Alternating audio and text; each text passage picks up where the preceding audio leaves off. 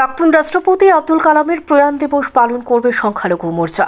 গোটা দেশের সাথে রাজ্যেও 27 জুলাই দেশের প্রাক্তন প্রয়াত রাষ্ট্রপতি ভারতরত্ন ডক্টর এপিজে আব্দুল কালামের নবম মৃত্যুবার্ষিকী পালন করা হবে। বিজেপির প্রদেশ সংখ্যালঘু মোর্চার উদ্যোগে রাজ্যের সবকটি সাংগঠনিক জেলায় এই কর্মসূচি পালন করা হবে। শুক্রবার এক সাংবাদিক সম্মেলনে বিজেপির প্রদেশ সংখ্যালঘু মোর্চার সভাপতি বিল্লাল মিয়া এই খবর জানিয়েছেন।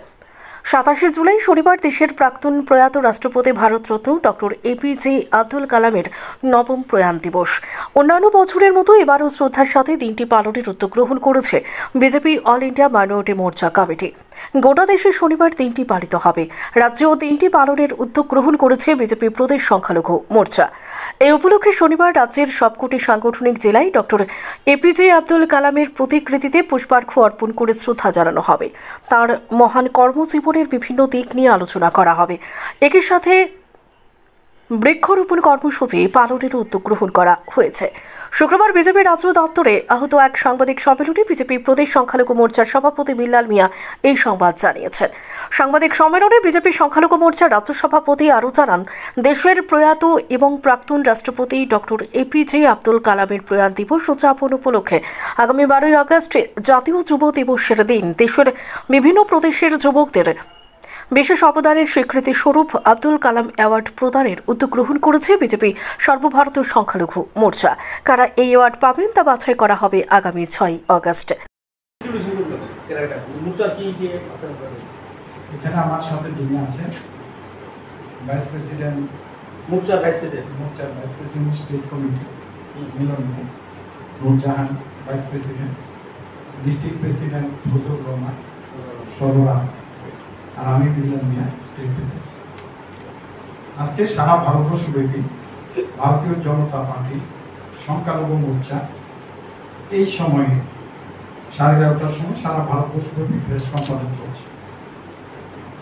বিষয় হলো এই আগামী 27 তারিখ আগামীকাল ডক্টর এপিজে আব্দুল কালামের 9তম মৃত্যুবার্ষিকী রাজ্যের প্রতিটি সাংগঠনিক জেলায় যথাযথ মর্যাদার সহিত সেখানে পালন করা হবে এবং 27 জুলাই সকাল 10টার মধ্যে সেখানে তার মৃত্যুবার্ষিকী প্রতিযোগিতা যেমন পুষ্পার্পণ হবে, উনার জীবনী নিয়ে আলোচনা হবে, তেমনিভাবে সেখানে বৃক্ষরোপণ করা হবে। আর এটা প্রতিটা জেলায় হচ্ছে এবং কোথাও কোথাও মন্ডল হবে, যেহেতু আমাদের পঞ্চায়েত ইলেকশন সেহেতু বেশি বিস্তীর্ণ আকারে করা সম্ভব হবে না, তারপরেও এটা করানো হচ্ছে। আবার দ্বিতীয়ত হলো ইউথ ডে, সেখানে আগামী 12 তারিখ সেখানে ইউথ ডেকে লক্ষ্য রেখে সেখানে সারা ভারতবর্ষে ইউথদেরকে করার জন্য আব্দুল কালাম অ্যাওয়ার্ড দেওয়া হবে মাইনরিটি মোর্চার অল ইন্ডিয়া কমিটির পক্ষ থেকে।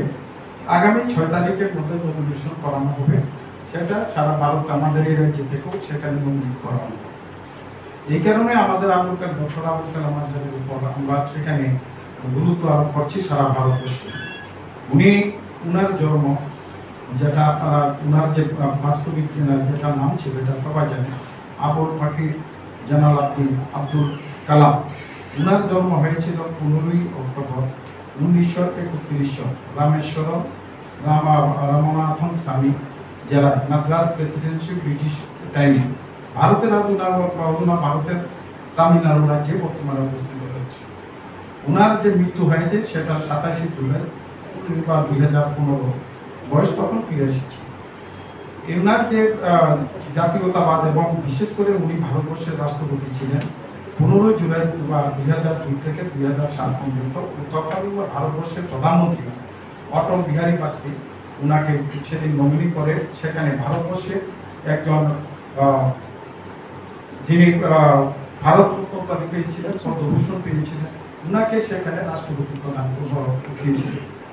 একমাত্র ভারতবর্ষের উনাকে প্রধানমন্ত্রী অটল বিহারী বাজপেয়ী যখন উনাকে রাষ্ট্রপতি করে, পরবর্তী সময় উনার টাইমে ফেরোজ সিং শেখাওয়াত উপরাষ্ট্রপতি ছিল, পরবর্তী টাইমে প্রতিমা সিং পাতিল এসেছে। উনার যে রাষ্ট্রপতি থাকা অবস্থায় তখন অটল বিহারী বাজপেয়ী পরে মনমোহন সিংয়ের সরকারও ছিল। ঠিক এমনই অবস্থায় উনি পৃথিবীতে থাকার সময় এদিনের সাংবাদিক সম্মেলনে বিজেপি প্রদেশ সংখ্যালঘু মোর্চার সভাপতি বিল্লাল মিয়া ছাড়াও সহ সভাপতি এবং পশ্চিম জেলা সংখ্যালঘু মোর্চার সভাপতি সহ অন্যান্যরা উপস্থিত ছিলেন। আগরতলা থেকে প্রবীর দেববর্মা রিপোর্ট, সত্যের খোঁজে 24 ঘন্টা।